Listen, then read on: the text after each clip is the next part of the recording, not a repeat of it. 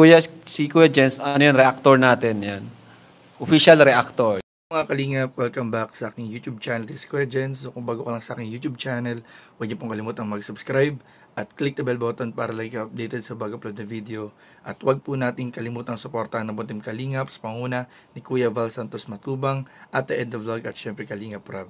At pakisuportahan din po ang aming mga kasamahan sa Buntim Kalingap. Nandiyan po ang K-Boys, Kalingap Partner, Kalingap Reactor at lahat ng charity vloggers sa buong Pilipinas na tumutulong sa mga kabayan natin ng lahat mahihirap.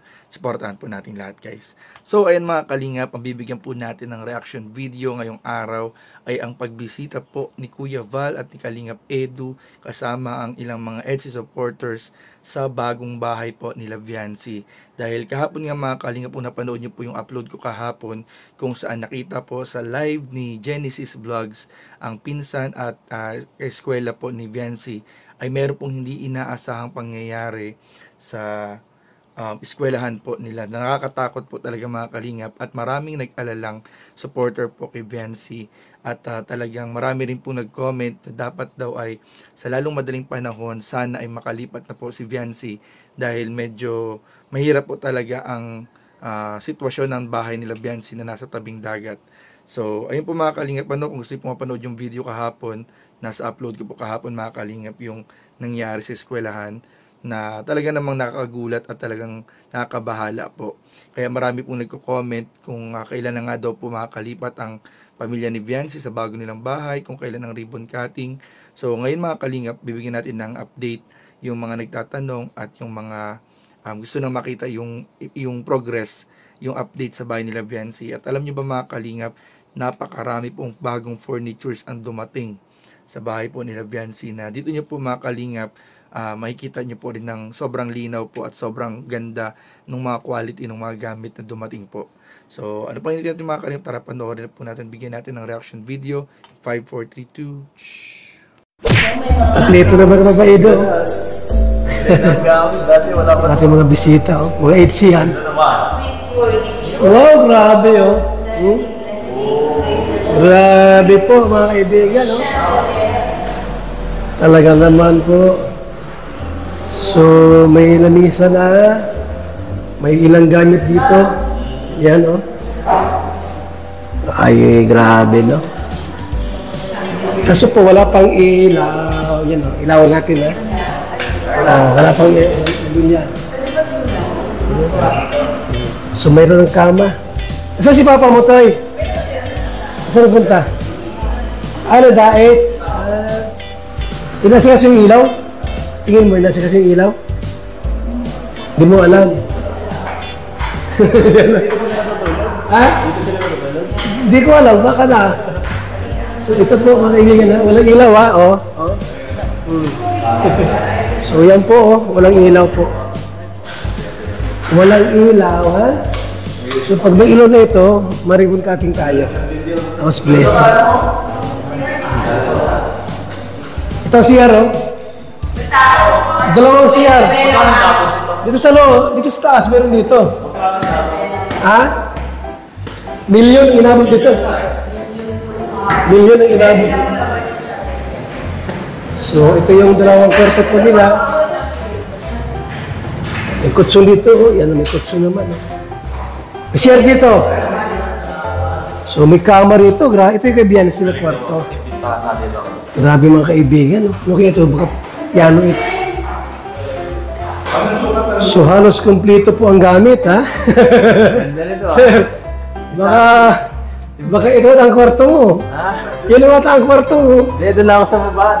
Sa baba. Doon na ako. Tapos yung balik mo rito. Balik mo balik mo rito. So, yan po mga kaibigan. Grabe. Grabing bahay ni Viancy. Ipapaido po ay masaya.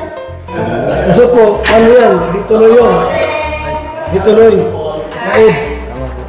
Pinatawag ko kayo lahat. Ano yun? Hindi tuloy yung ano? Ha? Ang ribbon cutting bukas. Muna, nag-iasikaso pa si Bulong sa Kasidong. Nag-iasikaso pa si Bulong. So yan po mga kalingap. Punta namin dito. Galing naman. Diba? May bubong po rin ito eh. Lagyan pa rin ng bubong ito. Para pag umulan. May shade pa yan para ano. Okay. Mga fans niya ng EDC po, eh, hindi mo natuloy. Hindi natuloy yung ano bukas, sayang ano. Di ba, Ali? So, grabe, ganda. Ha? Natalo na yung bahay. Natalo. Natalo ang bahay. Ikaw ng vlogger, ang bahay mo, mas maganda ang bahay ni Beyonce. Beneficiary ay. Marami nagmamahal. 20 taon yata ginagawa yung bahay. Meeting taon. Ito yung ano, walang aircon si Beyonce ah. Wala siyang aircon. Dapat aircon natin to. Yan lang oh. Para masarap yung tulog niya. Di ba? Anong aircon yan? Hindi ko alam. Maka aircon yan. Baka po. Mga kaibigan ha. Teka! Dito! Grabe pong bahay po mga kaibigan ni Beyonce. Talaga naman oh. Yung CR po nila. Yan oh. Tinakpan ako ni Gabi. Ito mga kaibigan yung mga fans. Hindi mo sila. Sige lang. Dito lang ako. Sa likod lang. Sa likod lang kami. Sa likod. Yo, kitang-kita. Yan. Talaga naman. Ito po. Yung kwartong ito baka sa kapatid. No? Baka sa baba yung mag-asawa. Sila Berlin.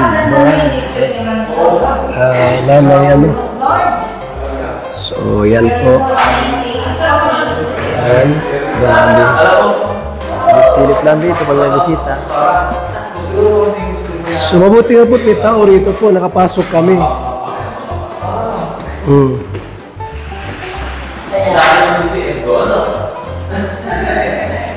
Hindi pa lahat nakakot yung mga gamit kasi mayroon pa mga refrigerator yan. Kompleto sa gamit yan, washing machine. Ito yung bahay, ito yung kwarto ng mag-asawa, no? Baba. Yan, yung anak, andito yung anak. Kaya nakapasok kami. Ay, nilapin niya. Nilapin ang palagi. Pagkasalan mo. Pagkasalan na? Hoy! Bata pa yun! Bata pa ito, oh. So, mga kalingap, no? Tingnan natin kung aawin. Grabe po, no? Talagang handa na po ang lahat para sa ribbon cutting. Kaso po, naudlot. Naudlot po mga kalingap. Yun nga mga kalingap, nakita po natin na napakaganda na po lalo ng bahay po nila Beyonce at talagang handang-handa na po para sa nalalapit pong ribbon cutting and house blessing. So abangan po natin yan mga kalingap. Sana po ay makapunta rin po ako dyan. At ayun mga kalingap, ipapakita ko po sa inyo yung nabanggit po natin kanina na nakita kong mga furnitures sa GC ng K-Boys. Kasi may mga sinend po doon na mga pictures po ng furnitures na nandyan po sa bahay nila Beyonce. At talagang napakaganda po, quality pa lang po, napakaganda na yung tibay, sigurado tayong pinaggastusan talaga yung mga furnitures po na napakaganda po. So ito mga kalingap, tingnan niyo po itong mga kalingap. Ayan po, yan po yung tatlo lang po yung nakuha ko, pero nakita po natin doon sa video ni Kuya Bal na napakarami pong mga ibang furnitures pa ang dumating, So, ayan po, makikita po natin, napakaganda po ng quality, napakaganda po ng itsura, talagang pangmayaman po, mga kalingap. At sana nga sa lalong madaling panahon, kapag okay na po yung lahat ng kailangang ayusin, ay makalipat na po agad sila Beyonce at ang kanilang buong pamilya, para mas lalong safe, mas komportable, at ma-enjoy na nila yung matagal ng inaasam-asam ng kanilang pamilya at ng kanilang mga taga-suporta na mapakila Beyonce na yung bahay. So, yun lamang po at maraming po salamat sa inyong panonood. Patuloy po natin suportahan ang mga upload ni Kuya Val, Kalingap Rab at Ate Edna at lahat ng Team Kalingap. Maraming po salamat mga Kalingap, and don't forget to like, comment, share, and subscribe sa ating mga video. Maraming po salamat. God bless. Bye-bye.